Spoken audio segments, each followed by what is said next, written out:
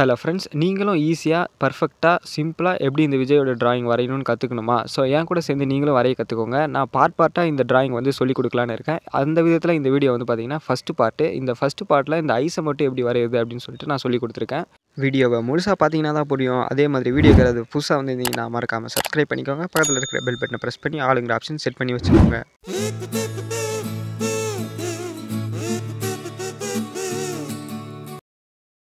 Friends, நம்ம வரையக்கூடிய படம் பேப்பரில் கரெக்டான இடத்துல வரைஞ்சா தான் அந்த படத்தை வந்து ஃபுல்லாக நம்ம அந்த பேப்பருக்குள்ளார வரைய முடியும். ஸோ அந்த விதத்தில் நம்ம கண்ணை ஸ்டார்ட் பண்ணுற இடங்கிறது ரொம்பவே முக்கியம். நம்ம இந்த பேப்பரில் எங்கேருந்து ஸ்டார்ட் பண்ண போகிறோம் அப்படின்னாக்கா, இந்த லெஃப்ட் சைடில் பாருங்கள்.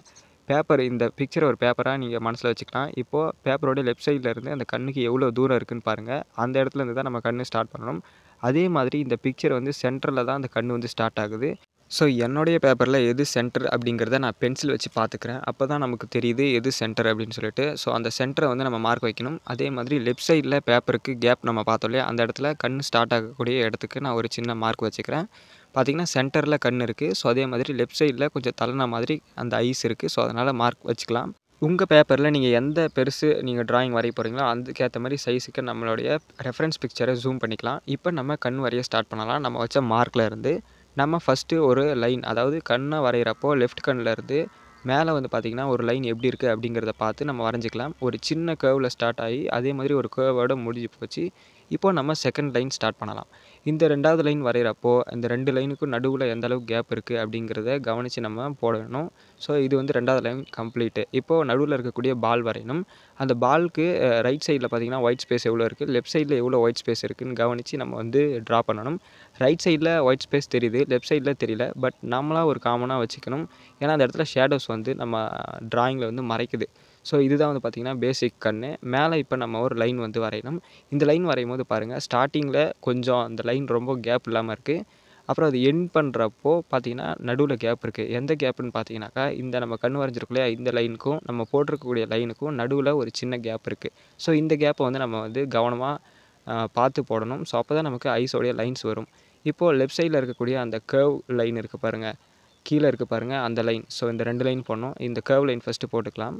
அப்புறம் அந்த கண்ணுக்கு கீழே ஒரு ஷார்ப்பான லைன் இருக்கும். ஸோ இந்த லைன் நம்ம போடுறப்போ பென்சில் ஷார்ப்பாக வச்சுக்கணும்.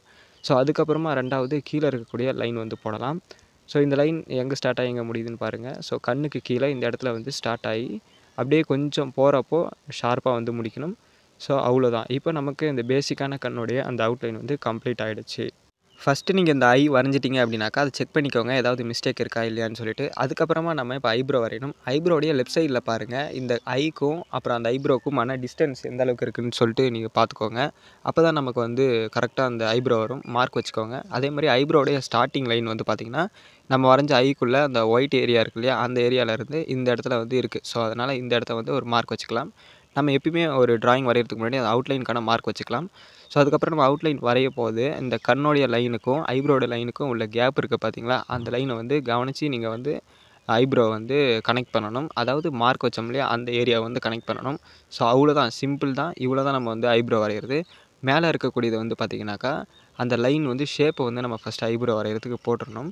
அதுக்கப்புறமா உள்ளே இருக்கக்கூடிய லைன்ஸ் வந்து போடணும். இப்போ நான் ஷேப்ஸ் போட்டுட்டேன். உள்ளே இருக்கக்கூடிய லைன்ஸ் பாருங்கள், இந்த ஆங்கிளில் போடுறேன். அதே லெஃப்ட் சைடில் வந்து பார்த்திங்கனாக்கா, அது வந்து ஆப்போசிட் டைரெக்ஷனில் அந்த லைன்ஸ் வரும். ஸோ சிம்பிள், அவ்வளோதான் ஐப்ரோ. ஒரு சின்ன இன்ஃபர்மேஷன். ஃப்ரெண்ட்ஸ், கமிஷன் ஆர்ட் ஒர்க்குடைய ஒரு சின்ன இன்ஃபர்மேஷன் மட்டும் சொல்கிறேன். A5 சைஸ் வந்து பார்த்திங்கன்னா 400க்கு பண்ணி கொடுத்துட்ருக்கோம்.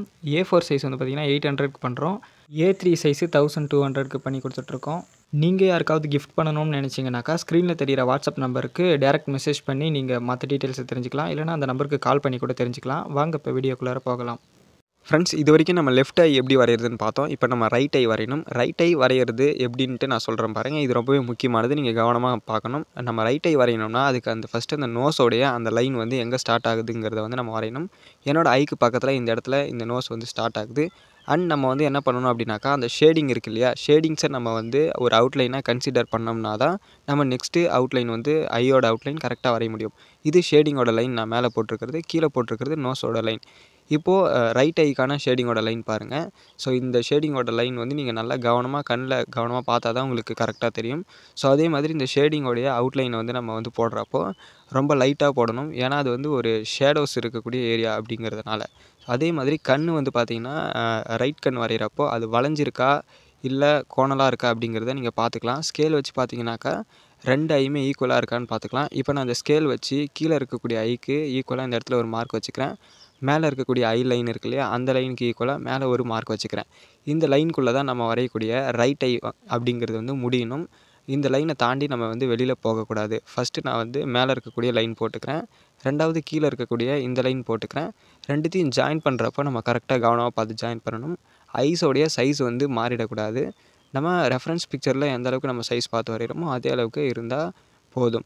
ஸோ இதுக்குள்ளாரையும் நம்ம வந்து சேம் லெஃப்ட் ஐயில் பண்ண மாதிரி அந்த ஒயிட் ஏரியாவை வந்து பார்த்துட்டு ஐபால் வந்து நம்ம வரைய வேண்டியதாக இருக்கும். இந்த ரைட் ஐயில் வந்து பார்த்திங்கனாக்கா ஐபால் வரைகிறது ரொம்பவே ஈஸி தான். ஏன் அப்படின்னாக்கா அந்த ஒயிட் ஏரியா வந்து நல்லா க்ளீனாகவே தெரியுது. ஸோ அதே மாதிரி சேம் நம்ம மேலே இருக்கக்கூடிய அந்த லைன் வரைகிறோம் இந்த ஐலையும். ஸோ இதுக்கும் சேம் அதே மெத்தடை ஃபாலோ பண்ணுங்கள். ஒரே மாதிரியான அந்த கேப்ஸ் வந்து நோட்டீஸ் பண்ணுங்கள்.